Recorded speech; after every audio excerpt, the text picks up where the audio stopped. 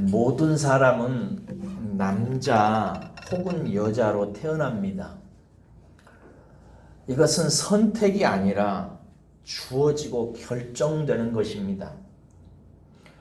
하나님은 어떤 사람은 남자로 살다가 돌아오라고 이 세상에 보내시고, 어떤 사람은 너는 여자로 태어나서 살다가 와라 하고 이 세상에 우리를 보내십니다. 오늘은 남자가 하나도 없고 다 여자들이네요.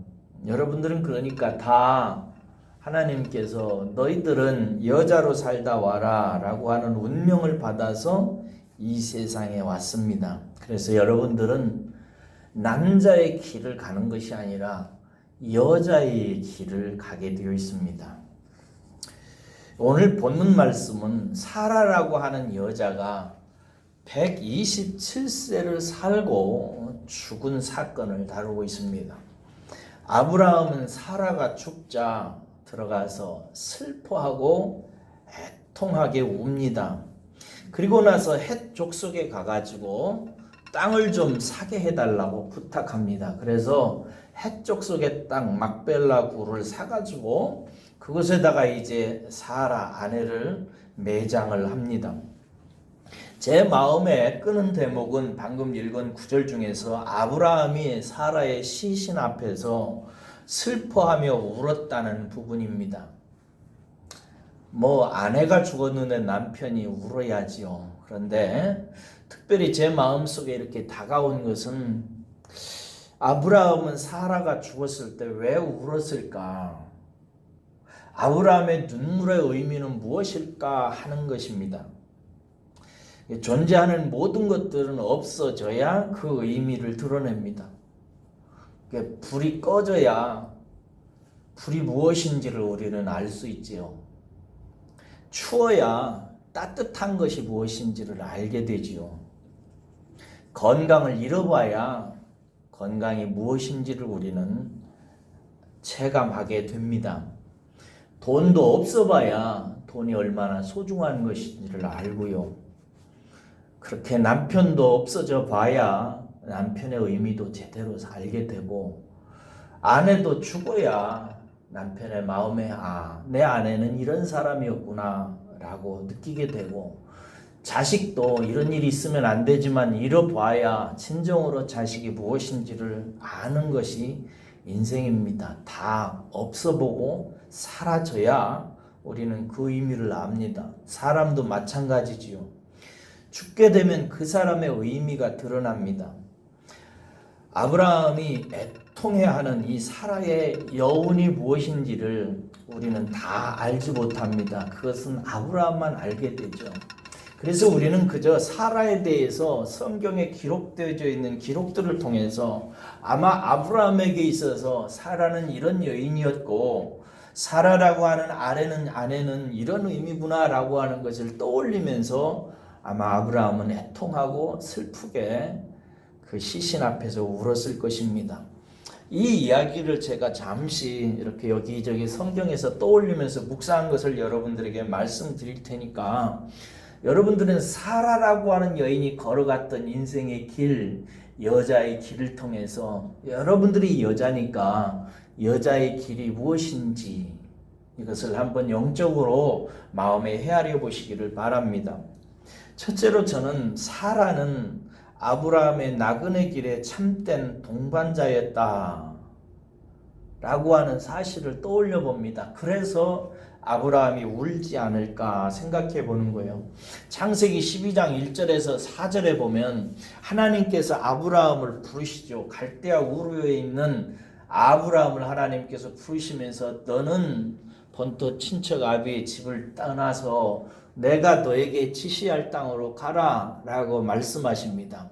이 말씀을 듣고 아브라함은 하나님의 소명을 느끼고 하나님의 말씀을 따라서 나그네의 삶을 시작했습니다. 이 결단이 얼마나 위대한지에 대해서 성경은 군데군데에서 말하고 있고, 또 이 위대한 나그네의 삶을 결정한 아브라함이 나중에 우리들 앞에 인생은 나그네다, 나그네는 이렇게 사는 것이다 라는 사실을 보여주죠. 그래서 믿음의 조상이 되었던 이 아브라함의 출발, 나그네 된 삶은 추앙받아 마땅하고 많은 사람들에게 칭찬받아 마땅합니다. 그러나 여러분, 우리는 이런 것을 늘 아브라함의 입장에서만 생각해 왔는데 사라의 입장에서는 어떠했을까요? 사라의 입장에서는 제가 볼 때는 훨씬 더 이해하기 어렵고 두려운 일이었을 거라고 생각이 듭니다. 본토 친척 집을 떠나서 하나님의 인도하심을 따라서 오라고 소명을 받은 것은 아브라함이잖아요. 사라는 그런 음성을 들은 적이 없습니다.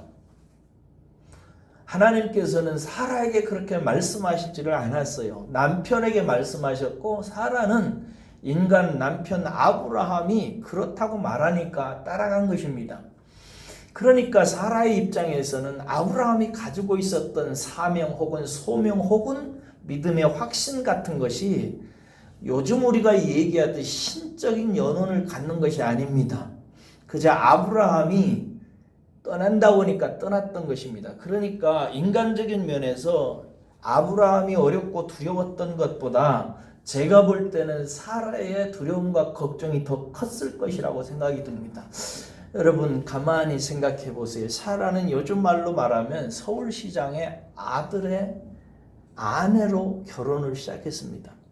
세계 최초 문명인 메소포타미아 문명의 수도였던 갈대아 우르에서 그 시장님의 아들인 아브라함의 사랑하는 여인으로 결혼을 해서 일평생 평안하고 배부르고 등 따시게 인생을 살게 될 것이라고 생각했고 자기의 결혼은 세상 어떤 사람의 여인의 결혼보다도 더 좋은 결혼이라고 생각했을 것입니다. 그런데 어느 날 남편이 그 모든 조건들, 그 평안한 일생을 다 버려버리고 알지도 못하고 물설고 낯선 가나안 쪽을 향해서 출발한다고 했을 때 사례는 얼마나 힘들었을까요?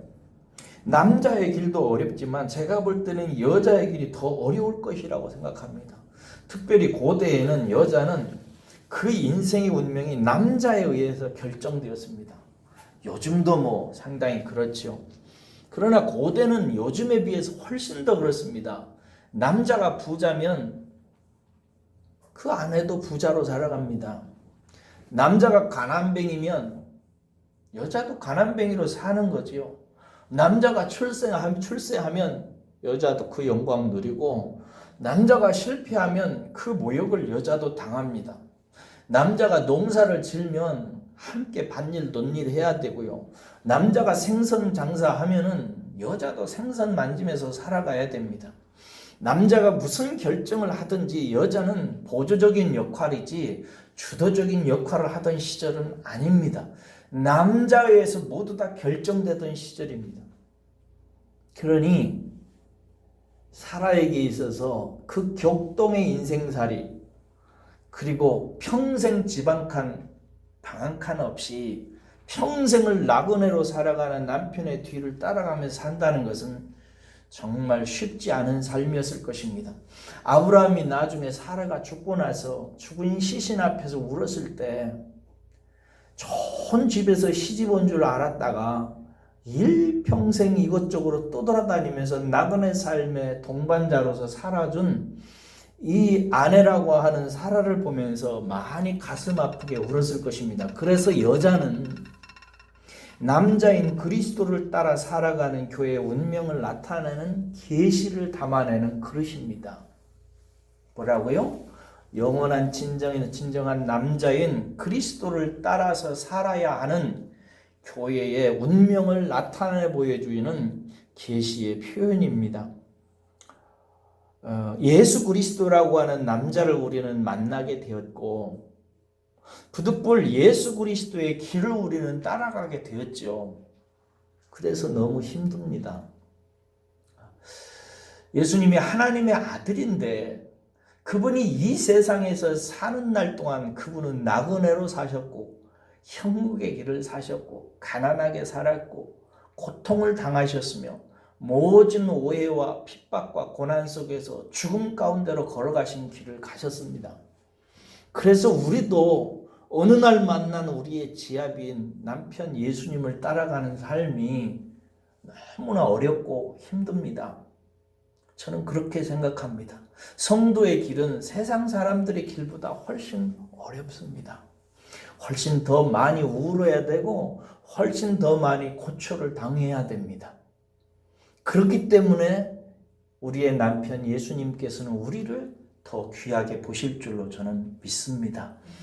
아내 사라가 나그네 길을 걸어가는 아브라함 지아비를 따라서 그렇게 걸어갔듯이 저는 사라의 이 나그네 동반자된 길을 묵묵히 걸어갔던 이 길을 걸어간 사라를 보면서 저와 여러분들도 그렇게 살아가는 길을 배워가시기를 주의 이름으로 축복합니다. 두 번째, 사라는 진짜 참 사랑의 사람이었습니다. 저는 아브라함이 왜 이렇게 서럽고 애통하며 울었을까를 생각했을 때 저는 그녀의 사랑 때문이라고 생각이 들어요. 창세기 12장 10절에서 13절에 보면은 나그네 길을 선택한 아브라함에게 위기가 옵니다. 가나안 땅에 와보니까 얼마 되지 않아서 금방 그 약속의 땅에 가뭄이 들게 되지요. 그래서 가축이 죽어나고 사람들이 굶어 죽기 시작하는 것입니다. 위기가 찾아온 것입니다. 이럴 때 리더는 흔들리지 말아야 되죠. 그런데 아브라함은 흔들립니다. 약속의 땅을 등져버리고 애굽 땅으로 내려갑니다. 남편이 타락하니 아내가 벗어날 수가 있겠습니까? 그 길을 함께 따라갑니다. 이런 그 아브라함의 모습을 보면서 사라가 얼마나 염려했겠어요. 그런데 설상가상으로 아브라함이 애굽 땅에 들어가서 어떻게 한 일을 여러분들은 잘 아실 것입니다. 자기 목숨 구하려고 사라를 강자에게 내어줍니다. 자기 목숨을 구하려고 아내의 순결과 정절을 내던져 버립니다. 이방 땅에 들어가서 사라는 남편에게 버림받습니다.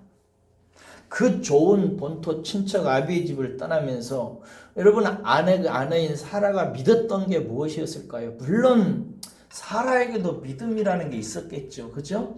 하나님을 믿었겠죠. 그러나 실제로 실상에 있어서 그녀가 신앙에 가깝도록 믿고 의지한 것은 제가 볼 때는 남편이었을 거라고 생각합니다. 여러분들도 아마 그럴 것입니다. 남편이라 믿고 의지하고 따라왔던 것입니다. 오직 남편 하나, 그것이 그녀에게서 전부였을 것입니다. 남편을 사랑하기 때문에 남편의 그 고된 나그네의 동반자가 되기를 마다하지 않았는데 이놈의 남편이 위태롭게 되자 자기 자신을 버려버린 것입니다. 여러분 같으면 이런 놈을 보고 뭐라고 하겠습니까? 아마 저주를 퍼부을 것입니다. 그렇지 않을까요? 그런데 사라는요, 말없이 순종하나요? 사라는 제가 볼 때 이해할 수 없을 정도로 사랑이 깊은 여인입니다. 버림을 받았으면서도요, 남편을 끝까지 지키고 보호하려는 마음으로 참으로 시리도록 아픈 사랑을 결정한 여인입니다. 사랑하는 남편을 살리려고 자기가 그냥 동생이라고 말하고 그 남편 살아서 하나님의 무슨 일을 한다니까 그 일 잘 하기를 바라면서 자기 자신은 포기해버린 여인입니다. 하나님의 역사가 요구하시는 믿음의 삶을 보인 자는 성경은 아브라함이라고 얘기해요. 아브라함은 나중에 어쨌든 하나님의 주권적인 역사로 말미암아 성공했어요. 그런데 여러분, 아브라함을 성공하게 만든 여인이 사람이 있다면 그것은 저는 사라라고 생각하고 싶습니다. 이 사라의 아름다운 사랑을 통로 삼아서 하나님께서는 아브라함을 지키시고 이스라엘이라고 하는 태를 여셨습니다. 아브라함이 나중에 적자를 낳지 못해서 100세 가까이 되어 가는데도 자식이 없을 때 사라는 하갈을 통해서 이스마엘이라고 하는 서자를 낳도록 하였습니다. 이 일을 생각할 때 사라가 얼마나 고통스러웠을까를 잠시 생각해 봐요. 여러분 같으면 얼마나 힘들겠어요? 내가 자식을 낳아서 남편의 대를 잇게 자식을 낳아줘야 되는데 그것이 되지 않아서 자기의 몸종을 남편에게 주어서 자식을 낳게 하는 일을 아브라함이 결정한 게 아니고 사라가 결정한 것을 아실 것입니다. 여러분, 진짜 사라는 아브라함이라고 하는 남편의 길이 잘 되기 위해서 자기 자신을 희생하는 그런 아름다운 여자였음을 우리는 발견하게 됩니다. 우리의 남편이신 그리스도 앞에서 그러므로 우리가 보여야 되는 태도, 교회가 그리스도라고 하는 남편을 섬기면서 살아야 되는 태도가 무엇인지를 사라는 몸소 그림자처럼 보여주고 있는 것입니다.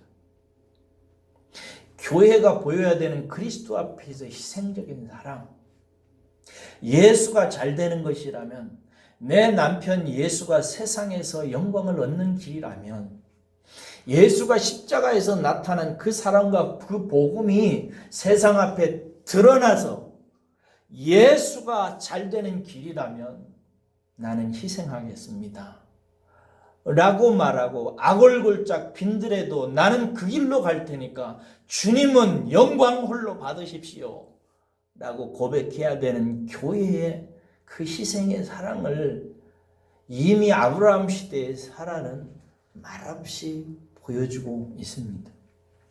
세 번째, 사라는 복종의 사람이었습니다. 아브라함을 더욱더 울게 한 사연은 무엇일까? 제가 생각해 봐요. 그것은 아브라함의 가장 큰 성공과 맞물려 있습니다. 창세기 22장에 가보면 하나님께서 아브라함에게 그의 믿음을 완성시키기 위해서 명령을 하시죠. 뭐라고 하죠? 내 사랑하는 독자 아들 이삭을 내가 지시할 땅에 가서 제사로 번제로 드려라 라고 얘기하죠. 이 명령이 아브라함에게 있어서는 믿음의 훈련의 마지막 훈련 코스였습니다.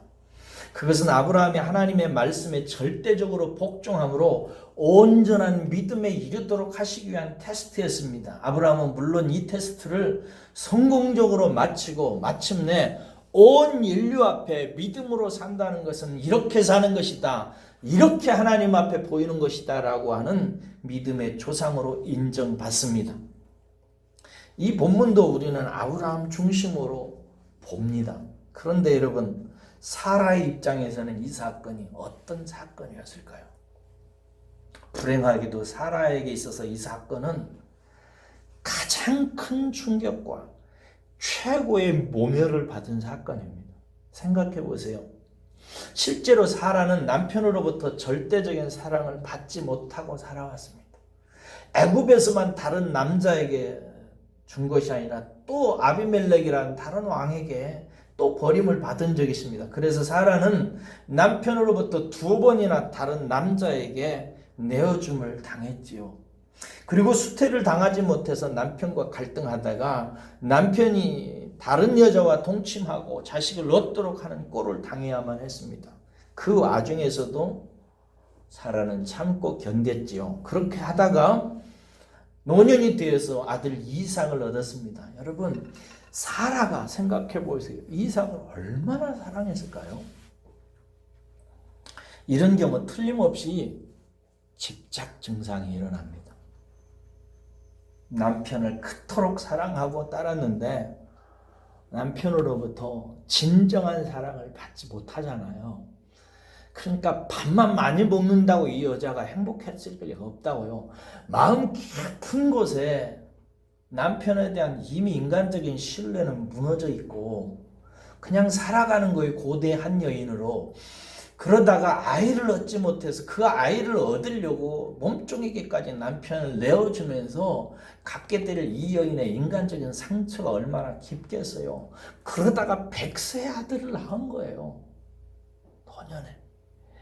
이 여인에게 있어서 이 이삭은 어떤 아이예요? 자기 생명과 비교할 수 없어요. 그래서 이런 경우에는 거의 틀림없이 집착 증상이 나타납니다. 아들을 생명보다 더 소중하게 생각하고 아들에게 인생을 걸게 되어 있어요. 아들에게 무슨 해라도 미치면 어떤 희생이라도 감수합니다. 그래서 사라가 화내는 여자가 아니었어요. 그런데 사라가 딱 한 번 보면은 모진 여인으로 돌변합니다. 언제 했죠? 창세기 21장에 보면은 이스마엘이라고 하는 하갈에게서 나온 몸종의 아들이 자기 아들 이삭을 조롱하고 장난치니까 그때 견디지를 못하는 거예요. 그래가지고 처음으로 그 아브라함에게 막 대들죠. 그러면서 막 화를 내죠. 뭐라고 하냈어요? 이 여종과 당신의 아들 내쫓으세요. 노함이 얼마나 대단했던지 아브라함이 근심하면서 그렇게 하라고 그러죠. 사라에게 있어서 이삭은 전부였습니다. 그런데 어느 날 그녀는 충격적인 결말을 듣게 되죠. 모리아 산에서의 일입니다. 제사를 드리러 간다고 해서 잘 갔다 오라고 했는데 나중에 알고 보니까 남편이 이삭을 번제물로 바치려고 데려갔다는 사실을 알게 되죠. 물론 하나님의 명령이었다지만 그렇다고 그렇게 행동한 남편을 어떻게 받아들일 수가 있겠습니까? 사라에게 있어 남편의 행동이 완전히 저는 이해될 수 있다고 생각하지 않습니다. 그런 남편의 얼굴을 그 후에도 존경하며 바라볼 수 있었을까? 여러분 같으면 그럴 수 있었을 것 같아요. 사라는 이런 일에 순종하고 실행한 남편을 어떻게 이해할 수 있었겠습니까? 놀랍게도 모리아 산에서의 제사에 관한 기록이 22장에 나오고 그 제사로 말미암아 하나님께 영광을 받으시니 모리아 제사 사건이 끝나고 나서 바로 23장이 이어지는데 23장은 곧바로 사라가 죽었다는 기록으로 시작됩니다. 제가 추정하건대 사라는 왜 죽었을까? 제 추정이에요. 사라는 충격 때문에 죽은 것 같아요. 이렇게 죽은 사라 앞에서 아브라함이 사라의 시신이 있는 천막 안으로 들어갑니다. 들어가서 사라 앞에서 꺼이 우는 거예요. 애통하며 우는 거예요. 아브라함의 마음속에 일평생 좋은 집으로 시집 온 줄 알고 좋아했던 그녀가 거친 나그네의 삶을 끊임없이 순종하며 따라왔고 자기가 그렇게 2번, 3번 버릴 때에도 그 길을 말없이 받아들이고 희생했던 그녀. 자기 아들 일 사건이 터지고 나서 시름시름 앓더니 드디어 운명을 한 사라를 보면서 아마 피눈물을 쏟고 있었을 것이라고 생각이 됩니다. 마지막으로 저는 이 사라의 복종하는 모습 속에서 그리스도라고 하는 남편 앞에 교회가 복종해야 되는 본을 봅니다. 자기가 받아들이지 못해도, 자기가 이해할 수 없어도, 자기가 아무리 생각해도 이것은 합당해, 그래서 나는 순종할 거야 라고 말하지 못해도 끝끝내 속으로만 사귀고 그렇게 죽기까지 순종하고 복종했던 이 사라의 모습. 베드로는 나중에 베드로전서 3장 6절에서 이렇게 말해요. 사라가 아브라함을 주라 칭하여 복종했다. 어떻게 사라는 아브라함에게 그렇게 살아낼 수 있었을까? 사라는 끊임없이 아브라함을 이렇게 불렀던 것입니다. 주님, 주님 하면서 따라갔던 것입니다. 자기는 이해할 수 없는 남편이었지만 그때마다 사라는 아브라함을 주님이라고 부르며 순종하며 살았던 것입니다. 이 모습은 오늘날 우리들이 예수 그리스도를 주님, 주님 하면서 살아가야 되는 우리의 모습을 보여줍니다. 우리는 인생 살아가면서 여러분들은 그러세요? 주님이 여러분들에게 걸어가라고 하는 길이 다 이해가 되세요? 기쁘세요? 다 이해되세요? 저는 이해 안 돼요. 어떨 때는 속상하고 섭섭하고 어떨 때는 화가 나고 어떨 때는 분노가 치밀어 올라서 저도 요즘에는 뭐 그러지 않습니다만 감사하지. 요즘에는 그래도 철이 들었어요, 많이. 근데 젊은 시절 힘들고 어려울 때는 바락 화를 내곤 했어요. 걔 나중에 도저히 이해가 안 돼서 나 죽겠다고. 그래서 예배당 종각 위로 밧줄 가지고 올라가서 거기서 자살하려고 생각할 때도 내가 이렇게 죽어서 당신 가슴에 못을 박고야 말겠다고 그래서 생각했어요. 그렇게 이해할 수가 없었어요. 그런데 사라는 묵묵히 주님이라고 부르며 그 길을 가는 거예요. 이 사라의 인생은 우리에게 가르칩니다. 우리도 그렇게 주님을 주님이라고 부르며 살아가야 된다고. 제가 제자 양육 때 순종과 복종의 차이를 알려준 적이 있습니다. 순종은 우리가 그렇게 해야 되는 행동의 이유를 알고 하는 것을 순종이라고 해요. 복종은 뭐냐면 그렇게 하는데 그 이유를 알지 못하고 하는 것입니다. 거기에서는 딱 하나 이유밖에 없어요. 그것은 그렇게 명령하는 대상에 대한 존경, 사랑, 믿음, 신뢰가 있기 때문에 그런 것입니다. 그분을 믿고 신뢰하기 때문에 우리는 알지 못해도 복종하는 것이죠. 그런데 놀랍게도 사라는 아브라함에 대한 그런 인간적인 신뢰와 그런 것이 없었음에도 불구하고 복종했네요. 그러니 우리 주 예수 그리스도를 주라 믿고 따르는 우리 교회의 복종 그리고 죽음은 어떠해야 되는지를 우리에게 알려주는 것입니다. 사랑하는 여러분, 사라는 인간 아브라함 앞에 그렇게 살아갔으니 우리는 주님 앞에 어떻게 살아가야 되겠습니까? 주님이 나그네 길을 살다 가셨으니까 우리 남편 걸어가신 그 길을 우리도 나그네로서 동행하며 끝까지 살아가세요. 그리고 그렇게 희생하며 살아갔던 사라처럼 우리도 주님 앞에 주님 잘 되는 길이라면 우리 주님 영광 받으시는 길이라면 주님 홀로 영광 받으십시오. 나는 아골골짝 빈들을 걸어가겠습니다 하는 믿음의 고백을 가지십시오. 그리고 사라가 아브라함 앞에 다 이해하지 못해도 다 알지 못해도 복종했듯이 우리도 우리의 지아비인 주님께서 인도하시는 길 앞에 다 알지 못해도 다 이해하지 못해도 주님께서 가라 하시니 주님께서 하라 하시니 주님께서 순종하라 하시니 그리하겠습니다 하고 걸어가는 길을 익혀가고 체득해가는 저와 여러분들 되시기를 주의 이름으로 축원합니다. 우리 이거 생각하면서 잠시 묵상하며 기도하겠습니다. 주악에 맞춰서 우리 함께 잠시 이거 생각하면서 기도하십시다. 여러분들은 특별히 여자로 이 세상을 살다 오라고 명을 받고 이 세상에 오신 분들입니다.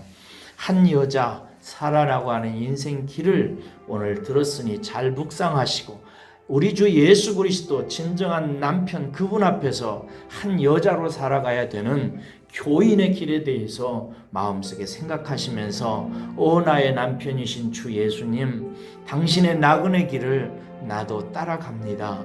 오 아버지 하나님 사라가 그렇게 그 길을 희생하며 갔듯이 나도 당신 잘 되는 것이라면 그렇게 희생하겠습니다.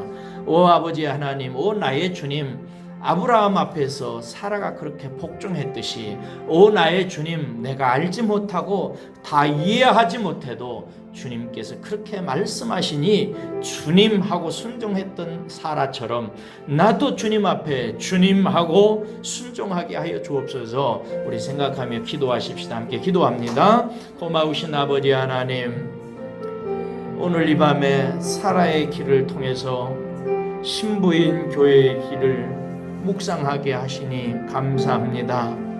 사랑하는 아버지 살다 보니 제가 예수님을 알게 되었습니다.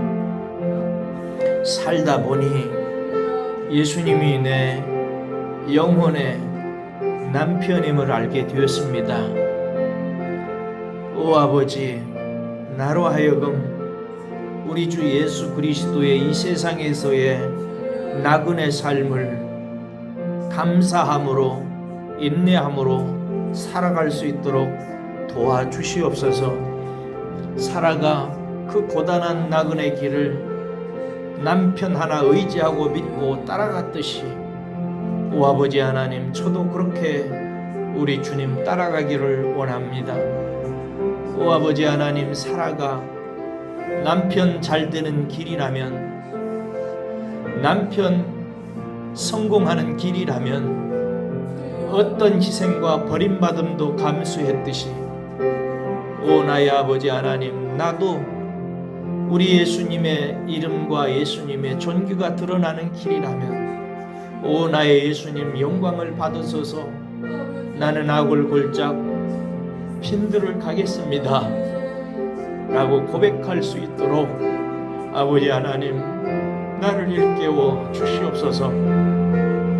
사라가 아브라함이 하는 그 일을 알지도 못하고 이해하지도 못했으나 그저 속으로 사귀고 앓고 버티며 인생을 살아냈듯이, 그렇게 마침내 끝까지 베드로 사도가 얘기했듯이 주님이라 부르며 복종하였듯이, 아버지 하나님, 나도 그렇게 복종하게 하여 주시옵소서.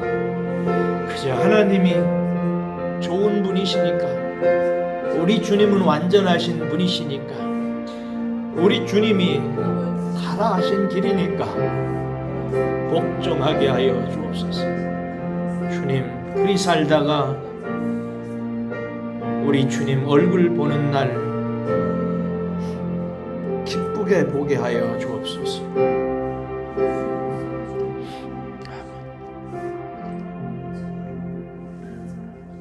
사랑하는 아버지, 우리가 어찌 인생을 살다 보니 예수님이 우리의 진정한 남편이라는 사실을 알게 되었습니다.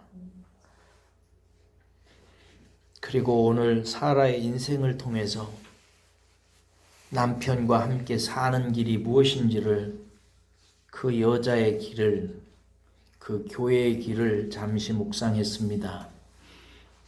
남편이 걸어간 나그네의 삶의 동반자로 끝까지 동행하는 성도가 되게 하여 주시옵소서.